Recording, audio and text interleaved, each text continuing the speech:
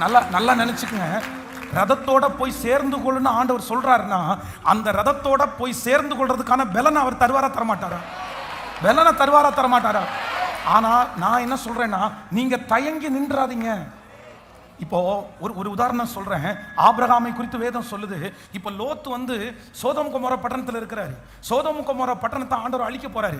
உடனே ஆண்டவர் தூதர்கள் சொல்றாங்க, நீ உன்னுடைய பிராணன் தப்ப அந்த மலைக்கு ஓடிப்போ, இந்த சமபூமி எங்கும் நில்லாது. உடனே ஓடிப்போன்னு சொல்ற ஆண்டவர் வந்து ஓடி போறதுக்கு பலன் தருவாரா தரமாட்டாரா? ஆனால் லோத்து என்ன சொல்றான்? லோத்து என்ன சொல்றான்? சத்தமா சொல்லுங்க. அதுக்கு அந்த மலைக்கு ஓடி போக என்னால ஏன்டா நீ ஒன்ன பாக்குற, நீ எதுக்கு உன் பலத்தை பாக்குற? நீ ஓடி போக முடியாது. நீ உடனே அவசரம் ஆயிரதுனால, சரி உனக்கு என்ன பண்ணணும், உனக்கு என்ன பண்ணணும்?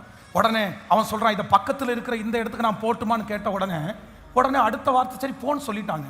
பிரதர் சிஸ்டர், நான் இன்னைக்கு முழுக்க ஆவியானுடைய துணையோட நான் பேசிட்டு இருக்கிறேன்.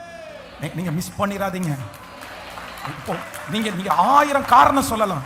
இல்ல நீங்களும் லோத்த மாதிரி நீங்க வந்து என்னால முடியாதுன்னு சொல்லாதீங்க. நீங்க என்ன சொல்லுங்கன்னா, எனக்கு பலன் தாங்க, எனக்கு கிருபை தாங்க, என்னை பரிசுத்தப்படுத்துங்க, என்ன சரி பண்ணுங்க, நான் ரெடி. நீங்க ரெடியான்னு ஏசப்பா கேட்கும் போது, ஐ ஆம் ரெடி, நான் ரெடி ஆண்டவரே, நான் ரெடி ஆண்டவரே. நீங்க என்ன பண்ணிட்டு இருக்கீங்கன்னு எனக்கு தெரியாது.